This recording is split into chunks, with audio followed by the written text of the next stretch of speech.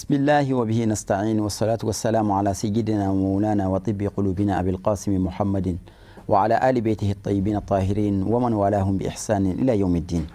أمبال ما شرف لا تي في لاجو أمبوفو نسلم كفولينو على كيشنا كهنا كبركة الله تعالى دل على كوكا أني أو بلا جلنابو أو بسم الله أو كاجم كان حكم كنا لنوي دين برومي جم كان أسكلين وشرف لا تي في جبرانيكا nabi wuli ka se karamo ma ani ka karamo bismillah wala sa ka baroke ni uye dine kuna fununa bi an keleme ka anga almami bismillah ani an karamo no al imam Ibrahim Traoré ali almami anga shirif la misri bala bangoni jangene bugula ana bina je ka baroke dine kuna funula yani andoni baroko na la an karamo bismillah ka fa assalamu alaikum wa rahmatullahi ta'ala wa barakatuh. Wa alaikum assalam wa rahmatullahi ta'ala wa barakatuh. Imam ambe foki wala nyumano anga wele jabilila imam dinere sileno femika o jugode ina fo ankaramo yi o fanya ka jemu ko chamana ala kira sallallahu alaihi wa sallam anyin ngale a cikuna akode ko innama bu'astu li utammima makarimal akhlaq kale cikun kera de wala sakana jugo nyuma baw dafa donc ni jugote ko dinete ni jugote hadamadiya te anga ni jemu kan labanu num bela ambika kuma jugo kan jola jogo nyuma la bele dobeno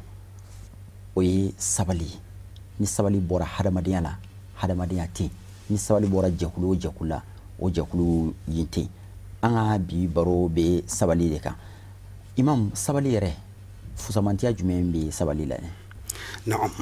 alhamdulillahi alladhi amara almu'minina bima amara bihi almursalin na'am وجعل الصبر من صفات أهل اليقين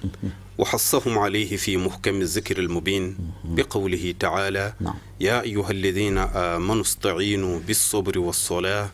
إن الله مع الصابرين ونشهد أن لا إله إلا الله وحده لا شريك له ونشهد أن سيدنا ونبينا محمدا عبده ورسوله صلى الله عليه وعلى آله وأصحابه ومن تبعهم ووالاهم إلى يوم الدين. نعم. بدي جمانا مسوما فلبا جمانا مسوما أني لجلا جمانا مسوما أني الله تنو كعلى بركة. نعم. على مي نالدي مؤمنو يا مريا نفيني أي تدون يا مريا نمية ninka soro ka sabali ko ke dangane ya dunke ka mankutuye ka tla ka maulasu ka ke sabali ka qur'ana bilbili kono ala ku ya aw maw aw munun dalidu alala aw munun dalidu saka kununa aw munun dalidu la harafisa fisalila ay demenyina ala fe ni sabali Allahu akbar na'am o bayire la ka fa sabali fim badido dinana kosobe katla ka faraka ani sali sabi ale debe adama den sama ka bo wali jugu bela fokata se wali koniuma sali debe adama den sama ka bo abela ko wa auka dom alla faraledu na'am sabar bauka Allahu akbar na'am wala ambi shiriya mawerati alako masakilin do jenyon tala akafangana ayi ya marke ni sabali kallahidu di sabali bauma kafa binu sara ni sara bilibili Allahu akbar na'am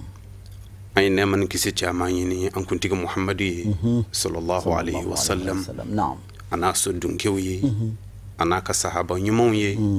ane maoma tugura oko nyumana fakata se lahara duma wala badium ambal make anyin nga mina na'am no isabali amba fo ali dina aslu bilibili dodi Allahu akbar na'am sabuni sabarite adama dela atise foike niki na'am niyami alabatu annun turli do sabali dila ni ma sabali itise ka alabatu kanye na'am ni ma sabali itise ka du marakanye kosobe ni ma sabali itise ka ke jenyo nyamaye opmane ba don wala ka fa sabali fimbado dina kono na'am fadilatu sabr min a'zami al-fada'il wa manzilatu as-sabirin inda Allah من أشرف المنازل وأسعد الناس من رزق لسانا ذاكرا وجسدا على البلاء صابرا وذلك هو المؤمن الكامل. الله أكبر. نعم. sabali kafsa mandiya ana bunya sabar bawo plasi Allah ta'ala yoro la harado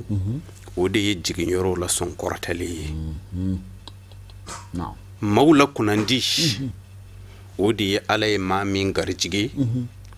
nenguna min ye ala kosmanne o korote sangani wati be ka koloshita astaghfirullah astaghfirullah o kote o de akasore nengun zaniyele do ka bo ngalon tigama. Allahu akbar. Nengun saniyele do ka bo ma korofoma ibi min boy takono ka fo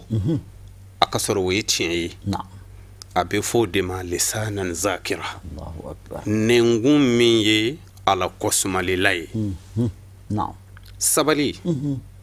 ni ya joyoro lagiye dina kono iba soro Allah ta'ala ay kira wo kira ci aya be ya mariya ni sabarde. Allahu akbar. Na'am. Aya be ya mariya ni sabarde wala wode koso kitabu tigi ko ni alay ma min garjige nenguna nengumi ni uyi ala kosmalaye ko de maula kunandiye. Allahu akbar. wa jasadan alal bala'i sabira ani alay ma min garjige farsugola farsugo mi asabar ledu la jarabiloka. Allahu akbar. o de maula kunandiye ni dobe alaya la jarabi ni banay kosobe banay fingelambay nyanama kosobe ma min sera ka sabari akoro kado ala de nodo kado ala de ya sima amma fo fadiw yen dabari amma fo badiw yen dabari amma fo tiro yen dabari fa ya done ko ala de ya dangun wonjele ndonaye ko o de maula kunandiye. Allahu akbar. Na'am. sabu mumini ala be la jarabi ni fencamay kosobe Allah jarabila bilibili do o ye banaye ni ala yo sin ni mima katla ka sabale akoro a wo ye kunanjaye. Allahu akbar. wo ye kunanjaye wa dhalika huwa almu'minu alkamil o tigla mawdi mu'mini dafalew ye Allah ta'ala yoro. Na'am. wa man sabara zafar ni ma min sabarla ibni yoro soro ala yoro ala ye la jarabi ni banaye iya da alakun ima da makun ima da fakun ima da bakun fo ikuranaye ko ala nodo e ka don o banen ka toro ala bikan ka sebe yini baraji ala bikan ka sebe yi kai ka jurmun tushi ka boila ni sabarla ala yira zati kama. Na'am. wa nala ma lam tanalhu al-awail we bi fensoro e ka sabarina folo la mo ma min zoro. Allahu akbar. ala ye jondo la jarabi o masakoro ulu do halakira billahi musa ka mo do be o masaka sabali toro yo soro to manami ayo ya mare o kata jababiri no kele do maso opmana akira uluma halaki ona nyano chama ni ala ye la jarabi ni finye kunaye ka ala dele ala ka wuli na sorla e ka here ba a wuli la sebe ufana be ala bi jon la jarabi ni fedoye e ka kunanja sababu do e ka kunanja sababu do e kono be ala dele ne ka here de bi a wuli la ala ka wuli nga ne ka herte a wulilila jena ani lahara e ba fa ala ka liman yeddi dima ka kunaye. Na'am. wala sabari joyoro belbele de bala dina kono ala tilala ka fo suratul baqara kono wal mufuna bi ahadihim iza ahadu was-sabirina fil ba'sa'i wad-dharra wa hina al-ba's ulaika allazina sadaqu wa ulaika humul muttaqun. Ni ayen ni ya damna lage ala be jamakulu tande kofo ayena munu ye makuna ndiwiye o jamakulu tayna o te ku walande kelen yere kono kosobe nganye laban flata no yo konondona ani laban ye ambi donu foka ala ko uma konondona mina ala yo kofo Qur'anu bakuna suratul bakara la ko ani munum be o kalahidu dafat mana mino ilahidu ta lahidu jumendo ni ayen ta Qur'an tafsiru la itina famu ya basi soro ala ko inimbe wasani aye na makene lahidu woro yimbe Qur'ana kono Allahu akbar o lahidu woro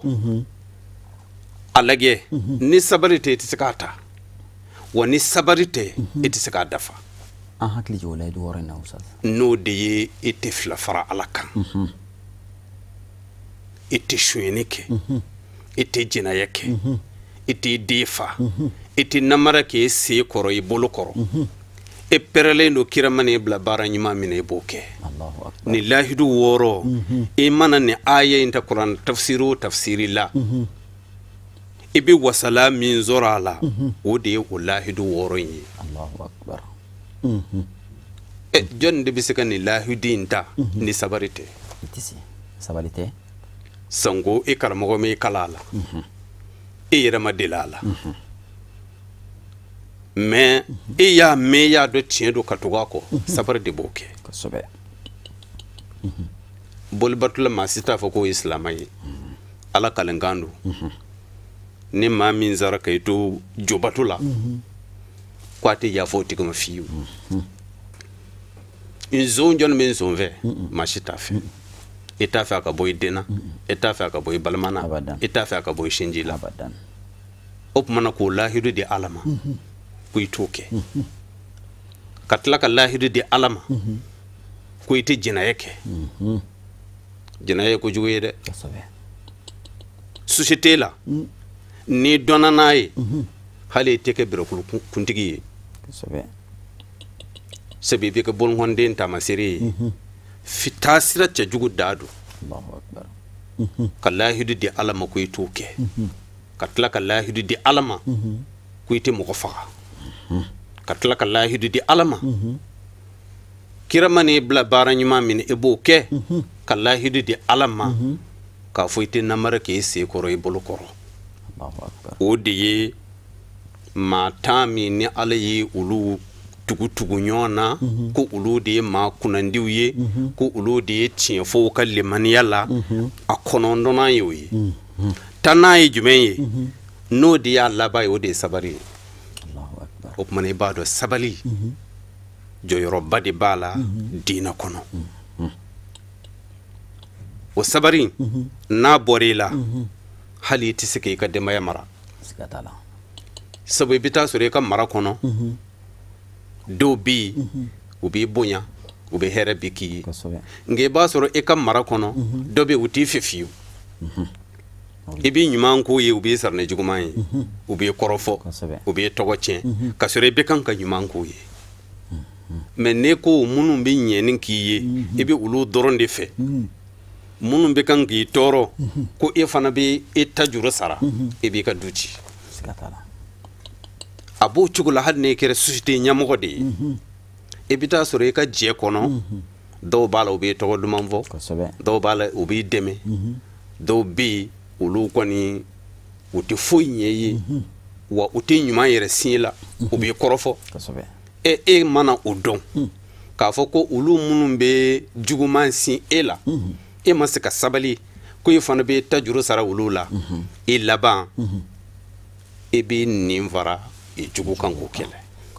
o mana o be nun turule no mona o de sabali ani muyu naam fin sababe o ka suru nyona nka kelonte sabali muyu ani yafa nin bɛɛ lajɛlen ye kɔ kelen jɛgɛw ye nka ni sabari de yera e la tɔ fila in bɛ se ka tugu a la nka i bɛ se ka kelen ta tɔ saba in na ka sɔrɔ tɔ in t'i la nka n'i ye sabali in kɔni ta i bɛ se ka tɔ fila fara a kan o tumana sabali jɔyɔrɔba de b'a la diinɛ na hali i ka denbaya kɔnɔ n'i kɛra sabariba ye a ma fɔ ko i ka sabali ala kutatɔla kan i ka denbaya kɔnɔ bamananw ko n'i ye bagan 100 sɔrɔ wali n'i ye bagan 1000 sɔrɔ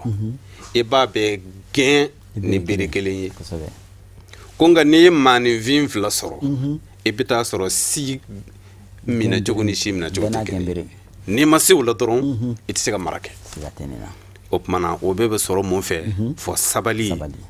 a ka sɔrɔ i la o tumana i bɛ se ka baara kɛ ka ɲɛ ka wasa kɛ ka tɔgɔ duman sɔrɔ imam i y'a dɔn an ka baara bɛɛ lajɛlen n'an ye fɛn o fɛn fɔ kuranɛ ye nin fɔ an bɛ misaliya ta laqad kana lakum fi rasulillahi uswatun hasana an ka ɲɛjɔ yɔrɔ ye maa min ye fɔlɔ fɔlɔ fɔlɔ o ye alakira de sallallahu alaihi wasallam e bɛ se ka misaliya dɔ di an ma alakira sabali kan alakira ka ɲɛnamaya la wa naam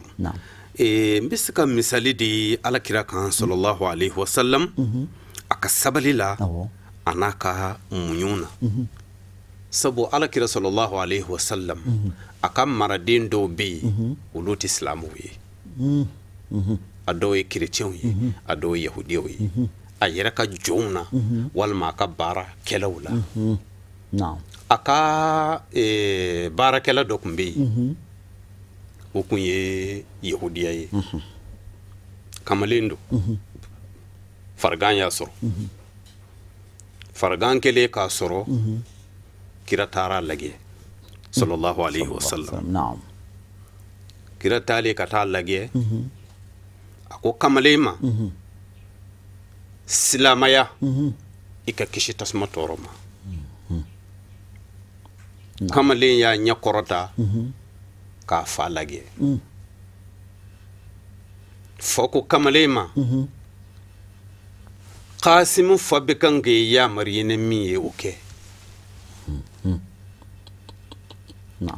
o kɛlen kira ko alhamdulillah ala min ye nin kamalen kisi nin ka bɔ tasuma ma ni sabari tɛ e de ye kira ye e de ye nabi ɲuman ye jamakulu bɛ e nɔfɛ e ka diinɛ kɔnɔ e ka maraden dɔ bɛ yen o t'e ka diinɛ na ni sabari tɛ a tɛ se ka kɛ o kɔfɛ alakira sallallahu alaihi wasallam a sigiɲɔgɔn dɔ tun bɛ yen o ye yahudiya ye n'o y'a ka dukɛnɛ fura a b'o ɲaman fara ɲɔgɔn kan a bɛ n'o bɔn alakira ka du kɔnɔ kira b'a cɛ a bɛ taa bɔn tile kelen kɛra sigiɲɔgɔnkɛ mana ɲaman bɔn tile fila kɛra a mana ɲaman bɔn tile sabanan kira ye ɲininkali kɛ ko tuma na min bɛna an sigiɲɔgɔn min bɛna ɲaman bɔn yan a wayasira de wa o ko ala ka ciden a ma wayasi koyi ko farigan de b'a la ko a man kɛnɛ o ko a man kɛnɛ kira wulila a taara cɛ ka so a ye foli kɛ a ko karisa bɛ yen o ko k'a bɛ yen ko a y'a fɔ a ye ko muhamadu mago b'a la a nana lajɛ o taara fɔ banabaatɔ in ye ko muhamadu ale ka so a k'o kɛra dɛ ko a y'a fɔ k'a kana alakira donna a y'a sigi a ye nɔgɔyada kɛ cɛ ye a ko alakira ma est-ce que i bɛ n dɔn a ko n b'i dɔn a ko min bɛ taa ɲaman bɔn ka so o de don koyi kira ko n b'a dɔn a ko komi n ma ɲaman ye tile 1 2 3 n ye ɲininkali kɛ a fɔra ko i man kɛnɛ o la n nana ka na nɔgɔyada k'i ye i ye n sigiɲɔgɔn ye a ko aw ka diinɛ bɛ aw bila hala jugu ka ɲumanko ye wa a ko kosɛbɛ ako ashhadu an la ilaha illallah wa annaka rasulullah. Allahu akbar. ay bayake ala kira bula duna dinana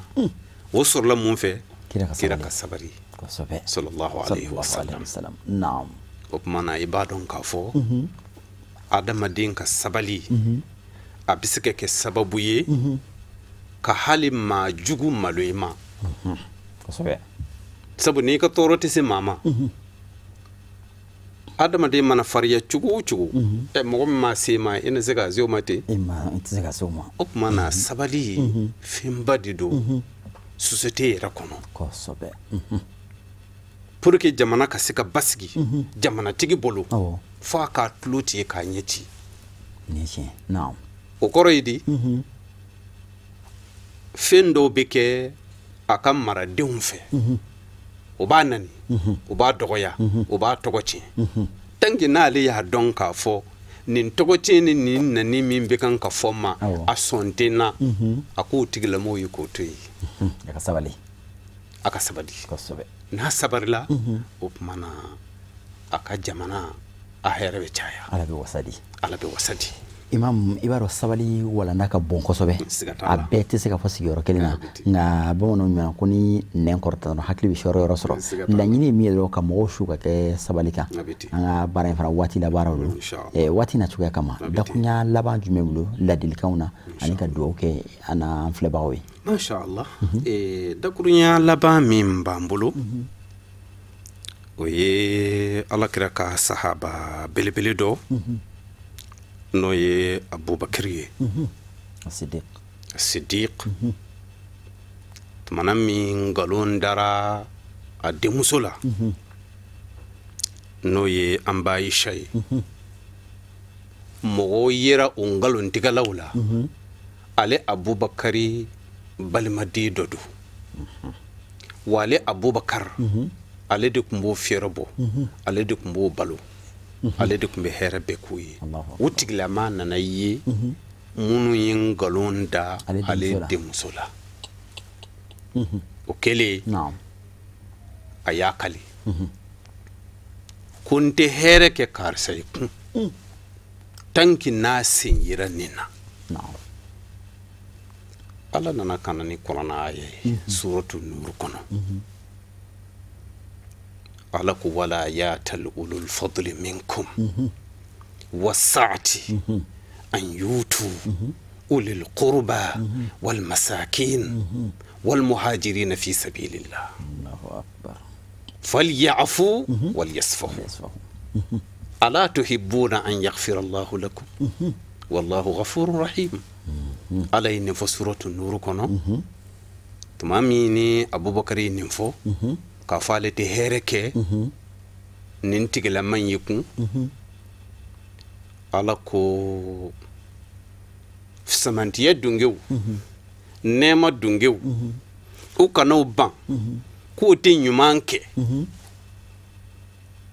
o balma sonzuru ye fandan ye muhajirina ye ko o ka yafa o ko tege di nyoma ko sara aw tife Allah ta'ala ka yafa aw mawa inshallah be ba fa ala ka yafa ala dun yafa tiki ala yafara aw ma aw kun islamo yo op mana anana do islama ya kono ni ala ka nema de ya ala yafara aw fana ka yafa op mana ni ya lage wodi lanko de kurunya sababe o betule du nyona no sabali munyu ani yafa ani munyu kosobe akacha ala fe ni sabali sorla doro op mana tobe betukala ala ka fom tu ami do kan imam wala ambani na ala fe ya rabbi tilisinya ala ka anyata sabati amin ya rabbal alamin tilisinya ala ka anyata sabati amin mi rekera sababu ye no ye as-sayyid sharif Usman Madan Haidara naam ale mi na ye noro cerjiya kono no islam ya noro yi jiya fambe fe